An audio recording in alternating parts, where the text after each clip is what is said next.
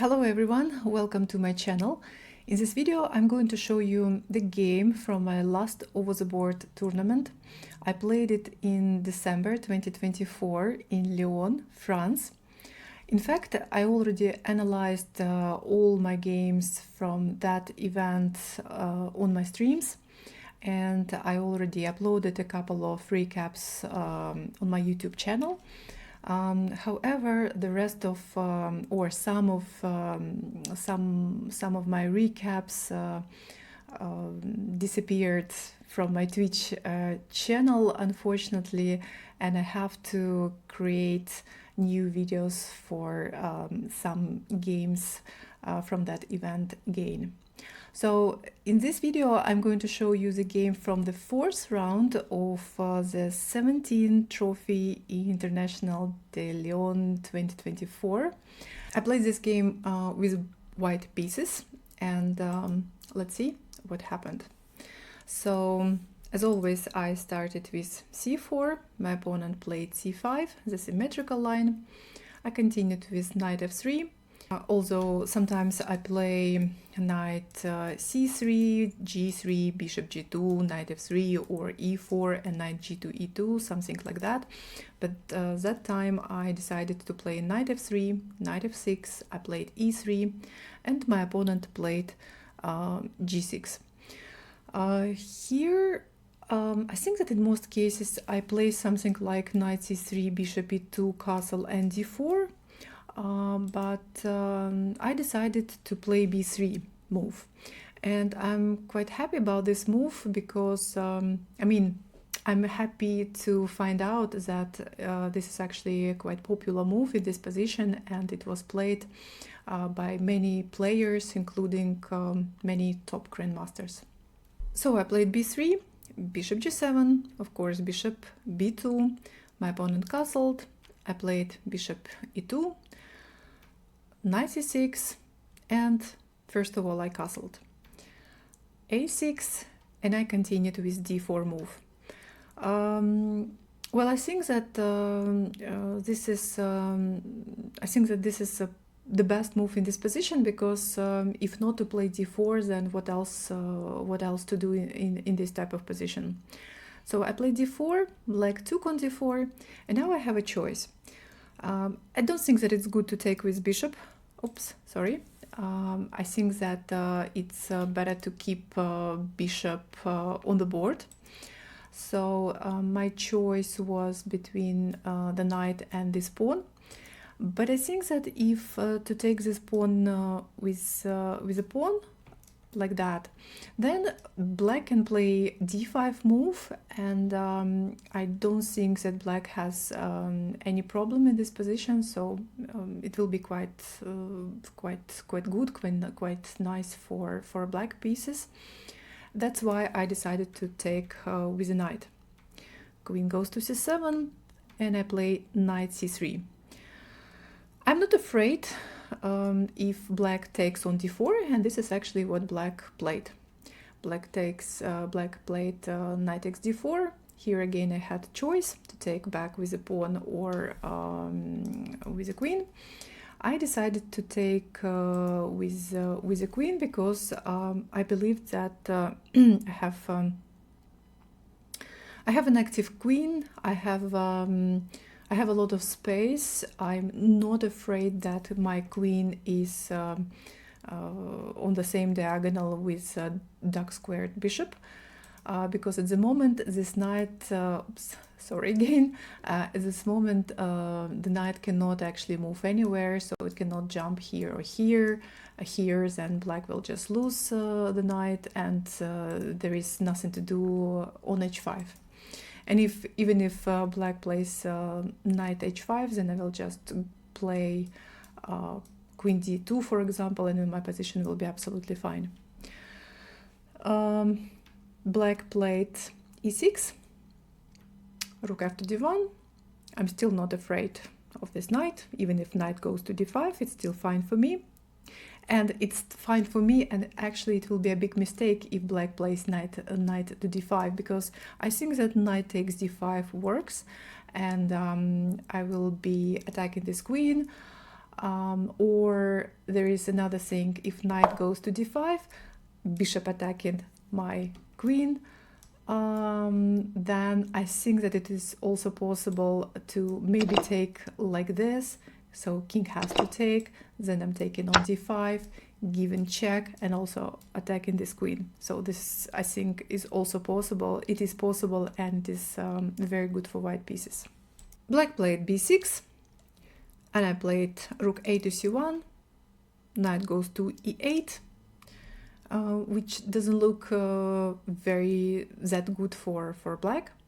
I go queen d2, and I remember that when I played this game, I remember that I felt really well. I thought that I have a wonderful position. I thought that I have no problems. Black is so passive. Knight is on e8. You know, this bishop is still on c8. You know, there are probably, if bishop will go to b7, then maybe this pawn on d7 will be weak, or this d6 square will be black's weakness.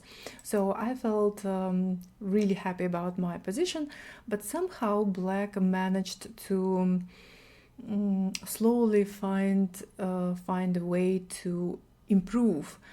And black managed to improve, you know, slowly, step by step. And unfortunately, I was not able to find the way to, you know, improve my position. So let's see what happened. Black played f5. So I think that it already looks more pleasant for black. There is also some, you know, a bit more space for black, and there is some activity on the king side. I played bishop f3, rook goes to b8.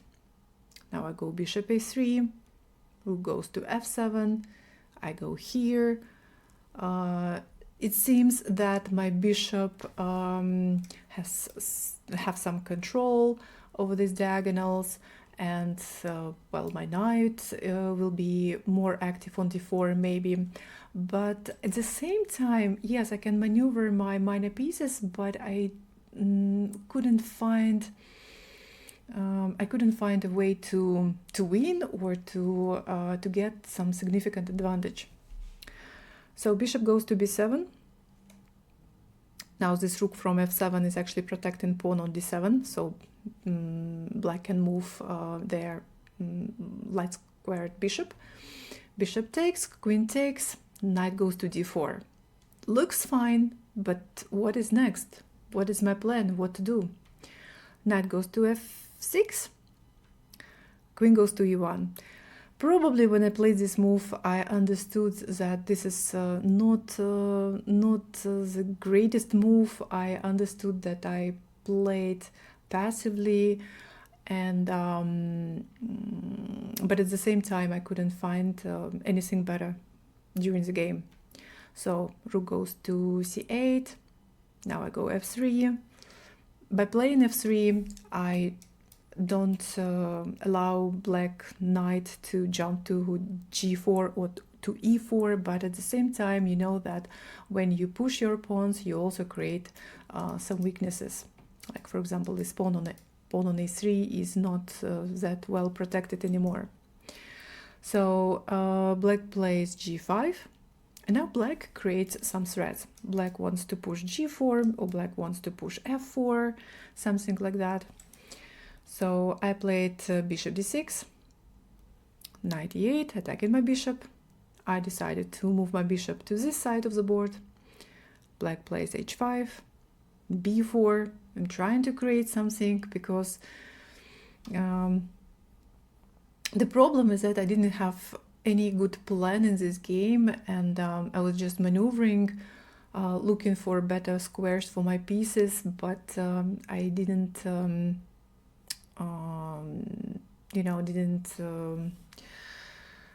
didn't get any advantage, right? So black plays g4, queen goes to e2, bishop h6, putting some pressure on my weakness, and I created this weakness myself. Bishop goes to f4, bishop goes back, knight b3. I thought that maybe I can try to break through somehow the queen side at the same time, but at the same time I realized that my knight moved a little bit too far from the main actions, and I think that the main actions are happening right now on the king side because there is this pressure on this pawn on f3, and yeah, well, it was really very, you know, unclear for me.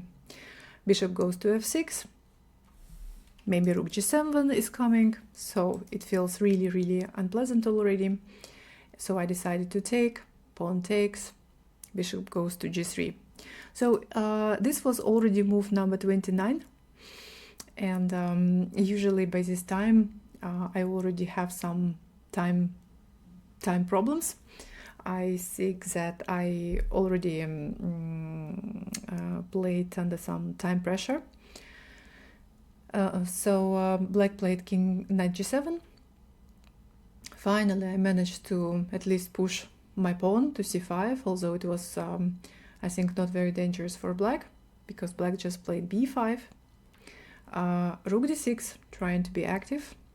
Queen goes to e4, attacking my pawn on b4 at the same time. And I decided to play queen to d3. I thought that by playing this move, I'm attacking pawn on d7, and also pawn on a6 is also hanging. My opponent took this pawn, and now I had a choice which pawn to take, but I decided to take this pawn, to take this pawn on a6 because, well, in fact, computer is recommending to take the pawn on d7, but what I didn't like and what was difficult for me to calculate in time trouble is that if I take on d7, rook takes d7, queen takes d7, there is rook d8 move attacking my queen, and then I thought that this rook can go to maybe to the second rank, and queen can go to e4, and who knows what is going to happen. It was really very difficult for me to analyze quickly. That's why I decided to take pawn on a6. Bishop goes to g5, rook f1, and my opponent played queen c4.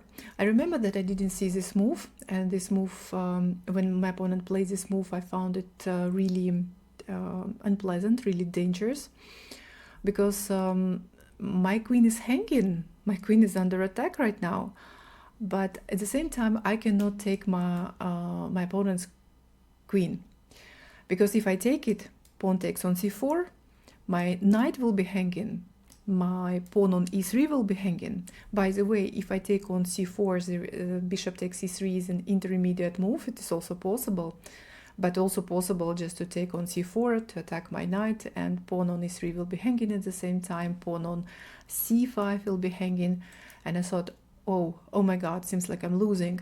I also need to be careful because move like f4 can be played. So this was a really unpleasant moment for me, but I played queen d2. At least this move was still possible. In fact, computer is saying that the position is equal. It is just slightly worse for me, minus 0.25, but I don't think that you want to play this position with white pieces, because I think that it's more dangerous for white rather than for black. I expected, and this is what also computer is recommending right now, is knight h5 move, putting pressure on my bishop on g3, and just and also maybe with an idea to push f4. I remember that I was expecting this move from my opponent, but for some reason he didn't play it.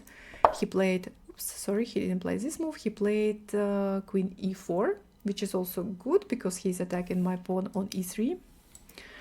I played bishop f4, he played bishop f6, I go back with my rook, e5, I play bishop h6, this is move number 38. By the way, in this tournament we didn't have additional 30 minutes, I think we just had 90 minutes for the whole game. of course with increment from the very first move. So I was already in time pressure, my opponent had some time, and I remember that I played this move bishop h6 just by following my intuition. I was not 100% sure that it's safe, but I thought that okay, no, I should be fine because I'm attacking his knight right now, so I will be able to exchange my bishop for his knight. If knight moves, then maybe I even don't know if knight moves here. Maybe it's not even possible. But oh, wait a second. Oh, rook d7 is possible. Yeah, pawn is hanging. I was just afraid that this bishop on h6 can be trapped, that something like f4 can be played and then queen h7 attacking my bishop. But it's also quite difficult or a little bit difficult for black to do all this, keeping all pawns and important squares safe at the same time. So when I played bishop h6, my opponent played rook c7 to protect his pawn on d7. So I had some time to take on g7, bishop takes, king takes, and I played queen d3. My opponent took, queen takes d3, rook takes d3, and played bishop g5. And I think that this was my opponent who offered a draw to me at this moment. And I had a couple of seconds, or maybe, I don't know, like half a minute or maybe a minute, something like this, to make a decision. But when I looked at my position, I just realized that I have no chances here. My opponent is his rating is 1872. He's a bit lower rated than me, and I think that this tournament turned out for him not very successful. And when I was preparing, when I was getting ready to play this game, I was hoping to win this game, because especially when you play with white pieces. But when you look at this position, you realize that there are very little chances that I can win somewhere here. I think that I have more chances to lose this game rather than win. So that's why when my opponent offered me a draw, I accepted the draw offer, and we made a draw, and that was fine. I thought that draw is a good result, especially in a Swiss format tournament. The most important is not to lose, but